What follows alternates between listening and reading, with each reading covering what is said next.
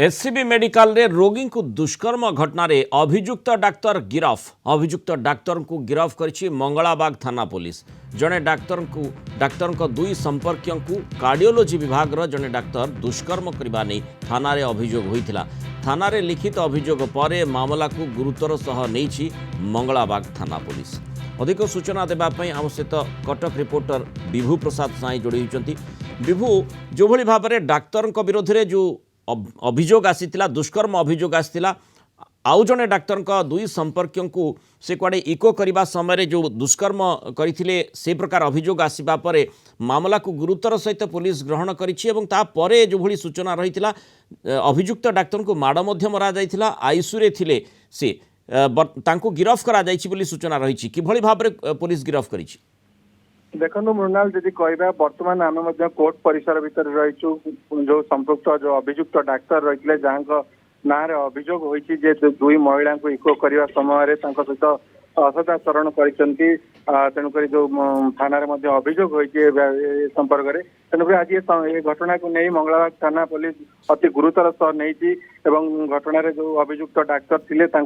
गिरफ गिरफ करिया medical test medical test पर वर्तमान एवं कोर्ट रे हाजर कर संपुक्त डाक्तर को एवं कोर्ट रे से वर्तमान कोर्ट रे रही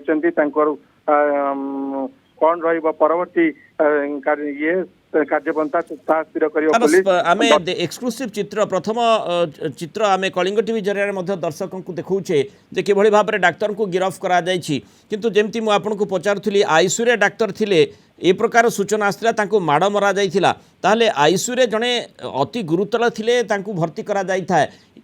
से कथाटी कोन भूल थिला कि मिछ थिला कि? देखो मृणाल, आम जब कह प्रथम जो सका घटना प्रसारित होता से घटना सामना को आसला संपुक्त डाक्तर को जो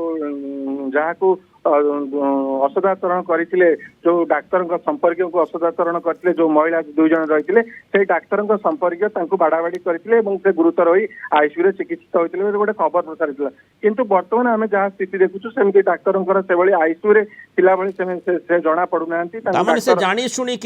आईसीयू रे शरण नहीं कि कथाटी आसीपे, आईसीयू रे लुचि थे कि कथाटी आसीपे?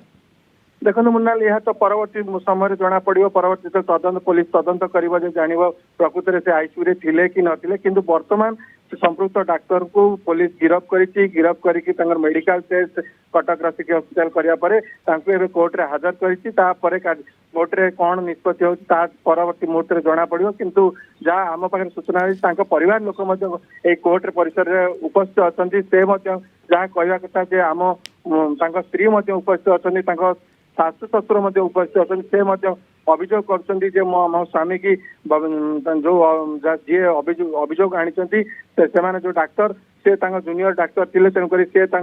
कहते रविवार दिन इको करा जाए किंतु संपुक्त डाक्तर अनुरोध रे ये अभियुक्त डाक्तर इको करते इको करिया समय से अभियुक्त अभियोग कर घटना घटी किंतु परिवार लोक कहते यह एक षड्यंत्र बोली स्वामी की फसई दि जाऊँगी। स्वामी सेमिति किसी भूल करना जहाँ जो अभियुक्त डाक्तर रही स्त्री एवं शाशु एवं शशुर जहाँ प्रतिक्रिया एवं रखुले आम बाइक धरी से कहवा कथा आम मो स्वामी को फसई दि जाऊँगी घटना आम स्वामी आ किसी दिन पर शेष हम जे मेडिकल से जो पाठ पढ़ुं तेणुक किंतु घटना जो आज घटना घटी निहाती भाव जो बड़ अभियोग आसीथिला डाक्तर विरोध में गिरफ करा जायछि एवं कोर्ट चलाण करा जाउछि तार